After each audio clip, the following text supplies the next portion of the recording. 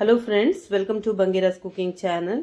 ಇವತ್ತಿನ ರೆಸಿಪಿಯಲ್ಲಿ ನಾನು ಅಮಟೆಕಾಯಿ ಮೆಣಸ್ಕಾಯಿ ಮಾಡ್ತಾ ಇದ್ದೇನೆ ಮಂಗಳೂರು ಶೈಲಿಯಲ್ಲಿ. ನೋಡಿ, ಸೂಪರ್ ಆಗಿರ್ತದೆ. ನೋಡಿ, ಬೇರೆ ಏನು ಪದಾರ್ಥ ಬೇಕಂತ ಇಲ್ಲ, ನಿಮ್ಗೆ ಈ ಥರ ಮೆಣಸ್ಕಾಯಿ ಇದ್ರೆ ಉಂಟಲ್ಲ, ಸೂಪರ್ ಆಗಿರ್ತದೆ. ನೋಡುವಾಗಲೇ ಗೊತ್ತಾಗ್ಬೋದು ನಿಮಗೆ, ತುಂಬ ಚೆನ್ನಾಗಿ ಬಂದಿದೆ ಮೆಣಸ್ಕಾಯಿ. ನೋಡಿ ಹೇಗೆ ಮಾಡೋದಂತ ನೋಡುವ ಫ್ರೆಂಡ್ಸ್. ಫಸ್ಟ್ ಟೈಮ್ ನನ್ನ ಚಾನಲನ್ನು ನೋಡ್ತಿರುವವರಾದರೆ ಚಾನಲ್ಗೊಂದು ಸಬ್ಸ್ಕ್ರೈಬ್ ಮಾಡೋದನ್ನು ಮರಿಬೇಡಿ ಫ್ರೆಂಡ್ಸ್. ವಿಡಿಯೋವನ್ನು ಆದಷ್ಟು ಪೂರ್ತಿಯಾಗಿ ಸ್ಕಿಪ್ ಮಾಡದೆ ನೋಡಿ, ಹೇಗೆ ಮಾಡೋದಂತ ನೋಡುವ. ನೋಡಿ, ಇಲ್ಲಿ ಅಮಟೆಕಾಯಿ ತಗೊಂಡಿದ್ದೇನೆ ನಾನೊಂದು 20ರಷ್ಟು ಅಮಟೆಕಾಯಿ ಉಂಟು. ನೋಡಿ, ದೊಡ್ಡ ದೊಡ್ಡ ಅಮಟೆಕಾಯಿ. ನೋಡಿ, ಇದು ತುಂಬ ಹುಳಿ ಇಲ್ಲ. ಇದರಲ್ಲಿ ಗೆರಟೆ ಕೂಡ ಉಂಟಲ್ಲ, ಸಣ್ಣದು, ತುಂಬ ಚೆನ್ನಾಗಿರ್ತದೆ. ನೋಡಿ, ಇದು ಬೇಯಲಿಕ್ಕೆ ಕೂಡ ಉಂಟಲ್ಲ, ನಿಮಗೆ ಬೇಗ ಬೇಯ್ತದೆ ಈ ಅಮಟೆಕಾಯಿ. ನೋಡಿ, ಇದನ್ನು ಚೆನ್ನಾಗಿ ತೊಳೆದು ಈ ಥರ ಜಜ್ಜಬೇಕು ಫಸ್ಟಿಗೆ. ನೋಡಿ, ಈ ಥರ ಜಜ್ಜಿ ತಗೊಳ್ಬೇಕು. ನೋಡಿ,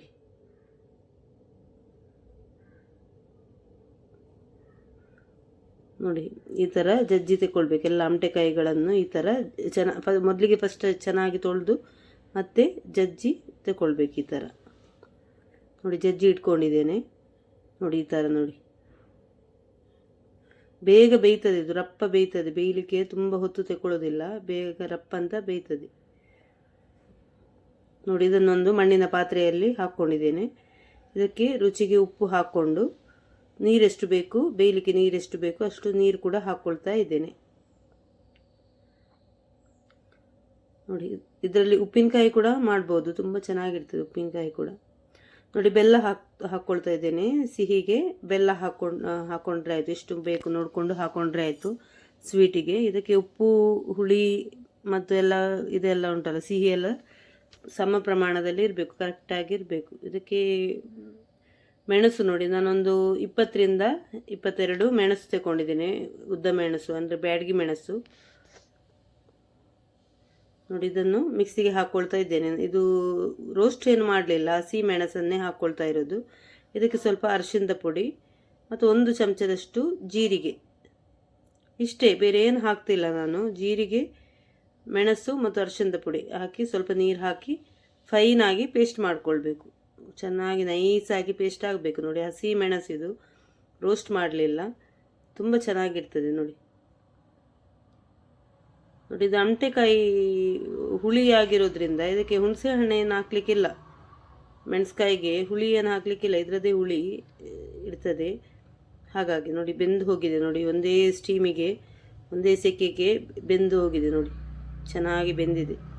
ಈಗ ರುಬ್ಬಿದ ಮಸಾಲವನ್ನು ಹಾಕ್ಕೊಳ್ತಾ ಇದ್ದೇನೆ, ಗ್ರೈಂಡ್ ಮಾಡಿರುವಂತಹ ಮಸಾಲ. ನೋಡಿ, ಕಲರ್ ನೋಡಿ ಯಾವ ಥರ ಬಂದಿದೆ ಅಂತೇಳಿ. ಹಸಿ ಮೆಣಸಿದು ಕಲರ್, ಬ್ಯಾಡಗಿ ಮೆಣಸಿದು. ಇದು ರೋಸ್ಟ್ ಏನು ಮಾಡಿದೆ ಹಸಿ ಮೆಣಸು ಹಾಕ್ಕೊಂಡು ಚೆನ್ನಾಗಿ ಮಿಕ್ಸ್ ಮಾಡ್ಕೊಳ್ತಾ ಇದ್ದೇನೆ. ಉಪ್ಪು, ಮೆಣಸು ಮತ್ತು ಅರಿಶಿಣದ ಪುಡಿ, ಸ್ವಲ್ಪ ಜೀರಿಗೆ ಹಾಕ್ಕೊಂಡಿದ್ದೇನೆ ರುಬ್ಕೊಳ್ಳಿಕ್ಕೆ. ಬೆಲ್ಲ ಎಲ್ಲ ಉಂಟಲ್ಲ, ಕಮ್ಮಿ ಇದ್ದರೆ ಹಾಕ್ಕೊಳ್ಳಿ. ನಾನು ಮತ್ತೆ ಸ್ವಲ್ಪ ಬೆಲ್ಲ ಹಾಕ್ಕೊಂಡೆ, ಬೆಲ್ಲ ಕಮ್ಮಿ ಉಂಟು ಅಂತ ಹೇಳಿ. ಬೆಲ್ಲ ಸಿಹಿ ಎಲ್ಲ ಉಂಟಲ್ಲ, ಕರೆಕ್ಟ್ ಇದ್ರೇ ಚೆನ್ನಾಗಿ ಆಗೋದು. ಉಪ್ಪೆಲ್ಲ ಕರೆಕ್ಟ್ ಬೇಕು ಇದಕ್ಕೆ.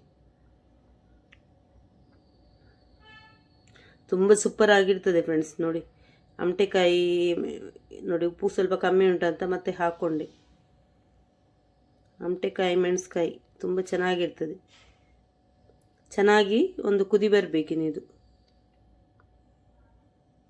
ನೋಡಿ, ಕುದಿತಾ ಉಂಟು, ಚೆನ್ನಾಗಿ ಕುದಿತಾ ಉಂಟು. ನಿಮಗೆ ರೋಸ್ಟ್ ಮಾಡಿ ಕೂಡ ಮಾಡ್ಕೊಳ್ಬೋದು, ಮೆಣಸು ರೋಸ್ಟ್ ಮಾಡಿ ಕೂಡ ಹಾಕ್ಕೊಳ್ಬೋದು. ಆದರೆ ಇದೊಂದು ಟೇಸ್ಟ್ ಬೇರೆ ಬರ್ತದೆ ನಿಮಗೆ, ತುಂಬ ಸೂಪರ್ ಆಗಿರ್ತದೆ ಈ ಥರ ಹಸಿ ಮೆಣಸು ಹಾಕ್ಕೊಳ್ಳೋದ್ರಿಂದ. ಟ್ರೈ ಮಾಡಿ ನೋಡಿ ಈ ಥರ ಒಮ್ಮೆ ಮೆಣಸ್ಕಾಯಿ. ಇದಕ್ಕೊಂದು ಒಗ್ಗರಣೆ ಮಾಡ್ಕೊಳ್ಳುವ. ನೋಡಿ, ಸೂಪರಾಗಿ ಬಂದಿದೆ. ಹೀಗೆ ಕೂಡ ಸರ್ವ್ ಮಾಡ್ಬೋದು. ನಾನೊಂದು ಒಗ್ಗರಣೆ ಹಾಕ್ಕೊಳ್ತೇನೆ ಇದಕ್ಕೆ. ನೋಡಿ, ತೆಂಗಿನ ಎಣ್ಣೆ ಹಾಕಿ ಫ್ರೈಯಿಂಗ್ ಪ್ಯಾನಲ್ಲಿ ತೆಂಗಿನ ಎಣ್ಣೆ ಹಾಕ್ಕೊಳ್ತಾ ಇದ್ದೇನೆ. ತೆಂಗಿನ ಎಣ್ಣೆನೇ ಯೂಸ್ ಮಾಡಿ, ಚೆನ್ನಾಗಿರ್ತದೆ, ಆರೋಗ್ಯಕ್ಕೆ ಕೂಡ ಒಳ್ಳೆಯದು. ನೋಡಿ, ಒಂದು ಅರ್ಧ ಚಮಚದಷ್ಟು ಸಾಸಿವೆ, ಒಂದು ಅರ್ಧ ಚಮಚದಷ್ಟು ಉದ್ದಿನಬೇಳೆ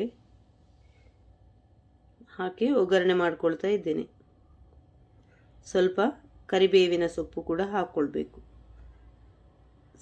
ಸಾಸಿವೆ ಫಸ್ಟು ಚಟಪಟ ಸಿಡಿಬೇಕು ಚೆನ್ನಾಗಿ. ನೋಡಿ ಕರಿ ಲೀವ್ಸ್ ಕೂಡ ಹಾಕ್ಕೊಂಡೆ. ಹಾಕ್ಕೊಂಡು ಚೆನ್ನಾಗಿ ಫ್ರೈ ಆದ ಮೇಲೆ ಒಗ್ಗರಣೆ ನೋಡಿ, ಒಂದು ಒಗ್ಗರಣೆ ಹಾಕ್ಕೊಂಡ್ರೆ ನಮ್ಮ ಮಂಗಳೂರು ಕಡೆ ಮಾಡುವಂತಹ ಅಮಟೆಕಾಯಿ ಮೆಣಸ್ಕಾಯಿ ರೆಡಿಯಾಗಿದೆ. ನೋಡಿ ಸೂಪರಾಗಿ ಬಂದಿದೆ. ನೋಡುವಾಗಲೇ ಬಾಯಲ್ಲಿ ನೀರು ಬರ್ತಾ ಉಂಟು ನೋಡಿ.